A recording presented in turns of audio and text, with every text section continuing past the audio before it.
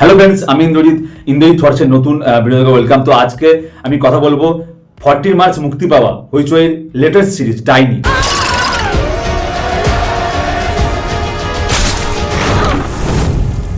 তো সিরিজটা কেমন লাগলো এই বিষয়ে আপনাদের সাথে শেয়ার করব।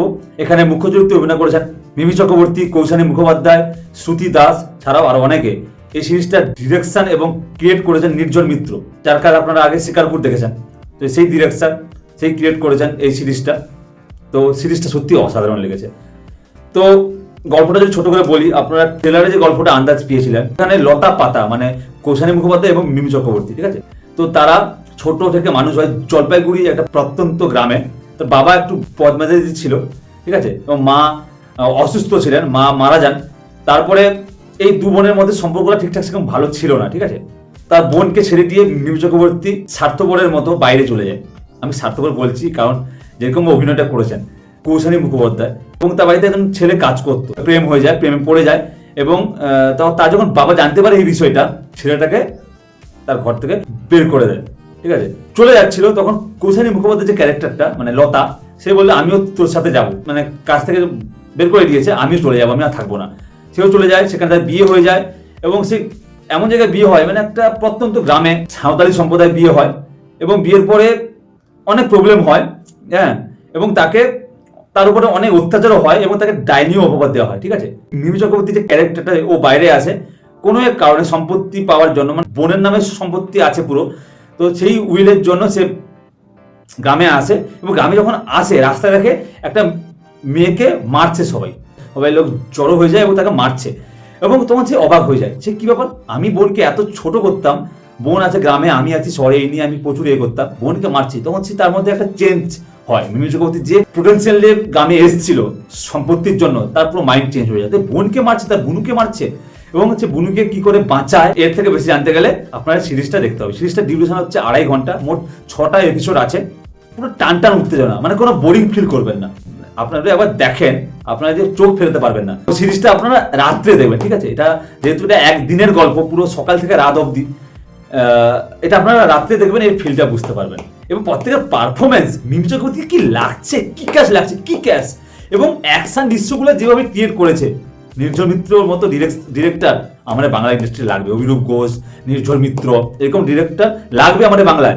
এরা ওটিটির জন্য যেরকম কাজ করে, সিনেমার জন্য সেই কাজ করার পোটেন্সিয়ালটা ওদের মধ্যে আছে, ঠিক আছে। অবশ্যই দেখুন এই সিরিজটা, এবং অ্যাকশন দৃশ্যগুলো ভালোই পুল আপ করেছেন মিমি চক্রবর্তী একটা মেয়ে হয়ে। এবং অ্যাকচুয়ালি মিমি চক্রবর্তী এইসব ক্যারেক্টার করতে খুব ভালোবাসে, এবং তাকে সেই ক্যারেক্টারও দেওয়া হয়েছে, এবং সেই গ্রামে মফস্বল এলাকায় মানুষ হয়েছে, ঠিক আছে, মানে ওই গ্রামে নয়, জলপাইগুড়িতে মানুষ হয়েছে, সেই জায়গাটাই শুটিংটা হয়েছে।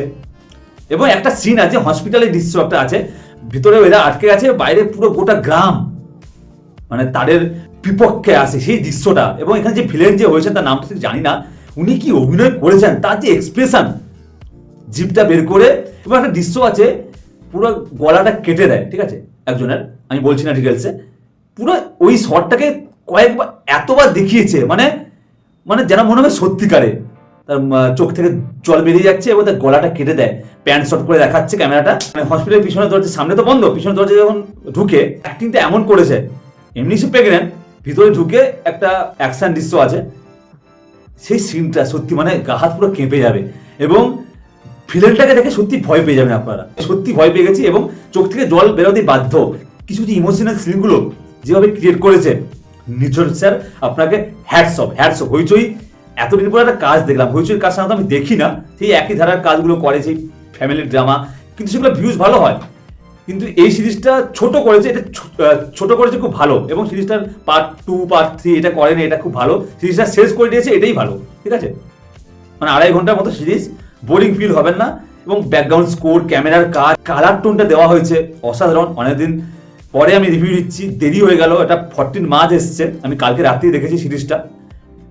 সো আপনারা দেখুন, আমি রিকমেন্ড করতে পারি।